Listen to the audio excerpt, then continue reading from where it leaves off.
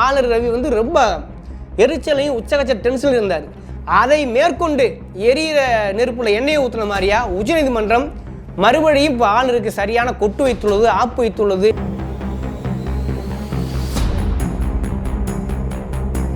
இந்த ஆளுநருக்கு என்ன அதிகாரம் இருக்கிறது ஒவ்வொரு மாநிலத்திலும் என்று கேட்டால் அது மிகப்பெரிய கேள்விக்குறி தான். அதற்காகத்தான் அண்ணா அன்றே சொன்னார், ஆட்டுக்கு தாடியும் தேவையில்லை, நாட்டுக்கு கவர்னும் தேவையில்லை.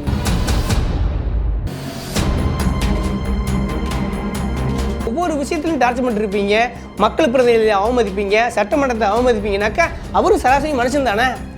அந்த அடிப்படையில் அவர் ஒரு குச்சபட்சம் போயா அப்படின்ட்டாரு.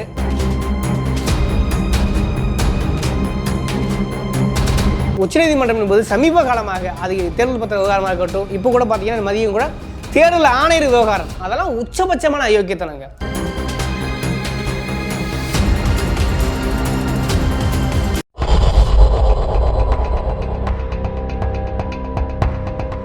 வணக்கம், இது சொல் புதிது, நான் உங்கள் தவம்.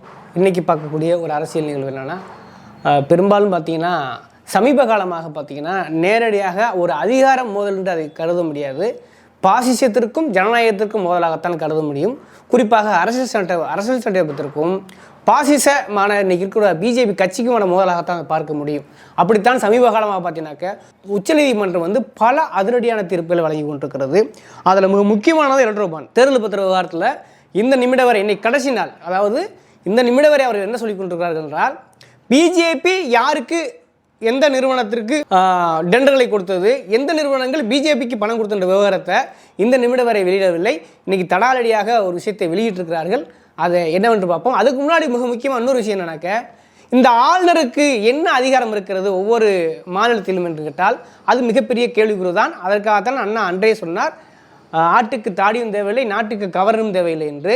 அதை மெய்ப்பிக்கும் விதமாக தொடர்ந்து பார்த்தீங்கன்னாக்கா ஒரு பேரல் கவர்மெண்ட்டை எல்லா மாநிலங்களும், பாஜக அல்லாத மாநிலங்களில் பார்த்தீங்கன்னாக்க ஒரு பேரல் கவர்மெண்ட் நடத்தி கொண்டிருக்கிறார்கள் என்பது மட்டும் உறுதி. ஏனென்றால் இங்கே ஆளுநர் செய்யக்கூடிய அட்ராசிட்டி இல்லையா, தமிழ்நாட்டை பொறுத்தவரை அவ்வளவு கேவலமாக, அவ்வளவு மூர்க்கமாக, கிட்டத்தட்ட பிஜேபியுடைய கிளை தலைவராக, மாநிலத்தோட உபத்தலைவராக செயல்பட்டு கொண்டிருக்கிறார். இதை வந்து பார்த்தோம்னா நம்ம ஒரு காலத்தும் ஜனநாயகம் நம்பக்கூடியவர்கள், மாநில சுயாட்சி நம்பக்கூடியவர்கள் ஏற்றுக்கொள்ளவே முடியாது. அது ஒரு விளைவாகத்தான் இன்றைக்கி பார்த்தீங்கன்னா பொன்முடி வழக்கு வந்து பார்த்துருப்பீங்க. குறிப்பாக ராகுல் காந்தியோடைய ஒரு வழக்கும் அதுக்கு முன்னுதாரணம் சொல்ல முடியும். பொன்முடி வழக்கு பொறுத்தளவில் அவருக்கு மூன்று ஆண்டு காலம் சிறை தண்டனை விதித்து உயர்நீதிமன்றம் தீர்ப்பளித்தது.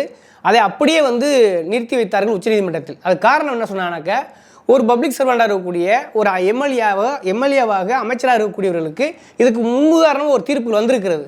ஒருவேளை அந்த தண்டனை என்பது உண்மையான குற்றவாளி அல்லவிட்டால் அவர்கள் செய்யக்கூடிய மக்கள் பணி பாதிக்கும் என்பதற்காக அதை நிறுத்தி வைக்கிறோம். அந்த சொல்லாடலின் பின்னாடி என்ன இருக்குன்னா, ஒரு எம்எல்ஏவாக ஒரு பொது அரசியல் வாழ்க்கையில் உள்ளவர் வந்து ஒருவேளை குற்றமற்றவர்னு ஒரு 3-4 ஆண்டுகளுக்கு பிறகு நிரூபிக்கப்பட்டால் அது என்ன ஆகும், அது அவர்கள் பெரிய இழப்பல்லவா, மக்களுக்கும் இழப்பல்லவாங்கிற அடிப்படையில் ஒரு தொலைநோக்கு பார்வையோடு உச்சநீதிமன்றம் அப்படி ஒரு தீர்ப்பு வழங்கியது. ஆனால் ஆளுநர் என்ன சொன்னார், தீர்ப்பு அந்த அன்னைக்கே எங்கே ஓடினார், டெல்லி தெரித்து ஓடினார். ஏன் ஓடுறாரு?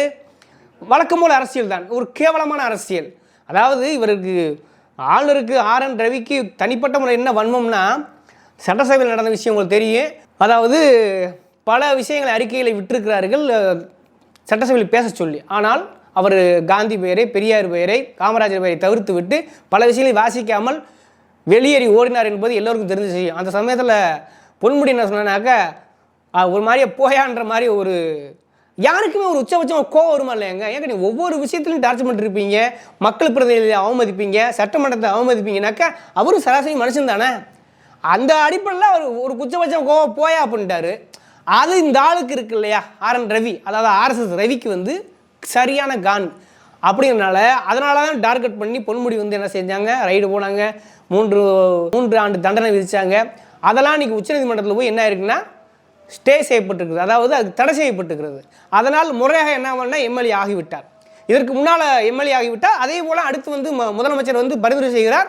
அடுத்து அமைச்சராவது என்பது இயல்பு, உச்சநீதிமன்றம் வழிகாட்டும்படி அதில் இயல்பு. ஆனால் ஆளுநர் ரவி என்ன பண்ணார், இங்கேருந்து டெல்லி ஓடினார். அங்கே ஓடி போய் ஆட்டோமேட்டிக்காக அமித்ஷாவும் மோடி சொல்கிறதையும் கேட்டுக்கிட்டு வந்து என்ன பண்ணாராக்கா, அவருக்கு வந்து 3 ஆண்டு தண்டனை குற்றவாளியாக இருக்கிறார், அதனால் அதை நான் செய்ய மாட்டேன்னு ஒரு கொஞ்சம் கூட அரசியல் சட்டத்தை மதிக்காமல், உச்சநீதிமன்ற தீர்ப்பை மதிக்காமல் மிக கேவலமாக ஒரு பிஜேபி அரசுக்காரனை போல் சொன்னார். அது இன்னைக்கு பூதாகராமல் வெடித்திருக்கிறது. என்ன, அது எப்படி ஒரு உச்சநீதிமன்றம் வழிகாட்டுதல் இருக்கும் பொழுது நீங்கள் நிறுத்தி வைக்கலாம், உங்களுக்கு அந்த அதிகாரம் இருக்கிறதா? நாளை மாலைக்குள் ஒரு முடிவெடுத்தாக வேண்டும், உடனே அதை செய்தாக வேண்டும். இல்லையேல் அவமதிப்பாளருக்கு மட்டும் இல்லை, அதாவது மரியாதையாக பதவி பிரமாணம் செய்து வைக்க உத்தரவு நேரிடும் அப்படின்னு சொல்லி கடுமையான முறையில் ஆளுநருக்கு சரியான ஆப்பை சொல்லி இருக்கிறது உச்சநீதிமன்றம். ஆக இது ஏன் அப்படி சொல்லுதுன்னா, அதுக்கு முன்னுதாரணம் பல விஷயங்கள் இருக்கிறது. உதாரணத்துக்கு ராகுல் காந்தி ஒரு அவதூறாக பேசி மோடிங்கிற சமூகத்தை அவதூறாக பேசியதற்கு உச்சபட்ச தண்டனை 2 வருஷம் தண்டனை கொடுத்தாங்க. அதனால் என்ன ஆச்சு, அவருடைய எம்பி பதவி ரத்தாச்சு. உடனே அவர் பாராளுமன்றத்தில் போக முடியவில்லை. ஆனால் அதே அந்த வழக்கு உச்சநீதிமன்றம் என்ன ஆச்சு, அதுக்கு தடை விதிக்கப்பட்டது. உடனே என்ன ஆனார், ராகுல் காந்தி எம்பி ஆனார், பாராளுமன்றத்துக்கு நுழைந்தார். அதே தானே இதுக்கும் பொருந்தும். அன்னைக்கு ஒரு வேளை எம்பி அவர் ரத்து செய்யலாம் கூட நாங்கள் அதாவது அந்த வழக்கு விசாரணை இருந்தால் அப்படியே இருக்குது, அதுக்காக ராகுல் காந்தி எம்பி ஆக மாட்டேன்னு சொன்னாங்களா? இல்லை, உச்சநீதிமன்றத்தை மதித்தார்கள், அரசியல் சட்டமைப்படி அவர்கள் நியமித்தார்கள், அவர் பாராளுமன்றத்தில் உள்ளே சென்றார். அதே போல் தான் இன்னைக்கு பொன்முடி நல்லவரா கெட்டவரா, அவர் ஊழல் படிந்தவரா, இதெல்லாம் அப்பாற்பட்டு ஊழல் என்பது எல்லா கட்சியிலும் ஒரு பொதுவான விஷயமா இருக்கிறது. நான் அதற்குள் வரவே இல்லை. ஆனால் இங்கு என்ன நடக்கிறது, பிஜேபி கட்சியினர் யோக்கியமா? ஒரு 100% விஷயத்தில் பார்த்தீங்கன்னா பிஜேபிக்கு தான் 90-95% கரெக்டாக இருக்கிறது. ஊழலின் உச்சபட்ச நாயகனாக இருக்கிற மோடி. அப்படி இருக்கும் பொழுது இதை எடுக்க வேண்டிய அவசியம் அப்போ இவர்களுக்கு உள்நோக்கம் இருக்கிறது. திமுகவை எப்படியாவது காயடிக்க வேண்டும், அதில் மிக முக்கியமான அமைச்சர்களை ஒன்றுமில்லமாக்க வேண்டும் என்கிற வன்ம குடனாகத்தான் இந்த பிஜேபி செயல்பட்டு கொண்டிருக்கிறது. அதற்காகத்தான் இவ்வளவு தகுதித்தவளையிலும் இந்த ஆளுநரை வைத்து செய்கிறார்கள். இன்றைக்கு சரியான ஆப்பை சொல்லியிருக்கிறார்கள் உச்சநீதிமன்ற நீதிபதி. குறிப்பாக உச்சநீதிமன்றம் என்பது சமீப காலமாக, அது தேர்தல் பத்திர விவகாரமாக இருக்கட்டும், இப்போ கூட பார்த்தீங்கன்னா மதியம் கூட தேர்தல் ஆணையர் விவகாரம், அதெல்லாம் உச்சபட்சமான அயோக்கியத்தனங்க. தேர்தல் ஆணையர் விவகாரத்திலாம் பார்த்தீங்கன்னாக்க அந்த 2 பேரும் RS பின்புலத்தை கொண்டு வர இருக்கார்கள். உரிய பரிசீலனைப்படி பாராளுமன்ற எதிர்க்கட்சி தலைவரோட ஒழுங்காக பரிசீலிக்காமல் நியமித்திருக்கிறார்கள். அவர்கள் தேர்தல் ஆணையத்தை நம்புகிறார்கள், EVM-ஐ நம்புகிறார்கள், ED-யை நம்புகிறார்கள், IT-யை நம்புகிறார்கள், CBI-யை நம்புகிறார்கள். இப்படி எல்லா மத்திய நிறுவனங்களையும் ஒரு கைப்பாவையாக ஒரு ஆயுதமாக பயன்படுத்துவது தெள்ள தெளிவாக இருக்கிறது. அந்த அடிப்படையில் தான் மாநில ஆளுநர்கள், குறிப்பாக பாஜக அல்லாத மாநில ஆளுநர்களை ஆட்டி வைக்கிறது இந்த பிஜேபி கும்பல். அதுக்கு சரியான ஆப்பை சொல்லியிருக்கிறது உச்சநீதிமன்றம். இந்த காலகட்டத்தில் தான் நம்ம கவனமாக இருக்க வேண்டிய காலகட்டம். இந்த 2024 தேர்தல் மிக மிக முக்கியமான என்பதற்கான நல்ல அறிகுறிகள் இந்த நடவடிக்கைகள் எல்லாம். அப்போ இதை குறைஞ்சபட்சம் சரியாக காப்பாற்றி கொண்டிருப்பது உச்சநீதிமன்ற நீதிபதிகள் தான். உச்சநீதிமன்றம் தான் இந்த குறைந்தபட்ச ஜனநாயகத்தை காப்பாற்றி கொண்டிருக்கிறது. காரணம், அரசியலமைப்பு சட்டம் அவ்வளவு முக்கியமானது. அதவே தூக்கி எறிகிறார் ஒரு ஆளுநர். அப்படின்போது நேற்றைக்கு முதல்வர் அறிவித்தார் இல்லையா, 361, அதாவது ஆளுநருக்கு உண்டான அதிகாரத்தை ரத்து செய்யும் சொன்ன பார்த்தீங்களா. அதனால்தான் இன்றைக்கு ஆளுநர் ரவி ரொம்ப எரிச்சலையும் உச்சகச்ச டென்ஷனில் இருந்தார். அதை மேற்கொண்டு எரியிற நெருப்புல எண்ணெயை ஊற்றின மாதிரியா உச்சநீதிமன்றம் மறுபடியும் இப்போ ஆளுநருக்கு சரியான கொட்டு வைத்துள்ளது, ஆப்பு வைத்துள்ளது. இதற்கு மேலும் ஆளுநருக்கு ஒன்றுமில்லை என்பதான உறுதி. அதையும் தாண்டி அரசு செய்வரானால் மக்கள் தான் கவனிக்க வேண்டும். ஒருவதும் உச்சநீதிமன்றம் அவர்களை விடாது. நாளைக்குள்ள பொன்முடி பதவியேற்பது உறுதி, இந்த ஆளுநருக்கு ஆப்படிப்பது உறுதி. இது மாதிரி தொடர்ந்து இந்த பிஜேபியின் அரசியல் தகுதித்த வேலைகளை தொடர்ந்து தோல்விக்க வேண்டியிருக்கிறது. தொடர்ந்து தோல்விப்போம். நன்றி, வணக்கம்.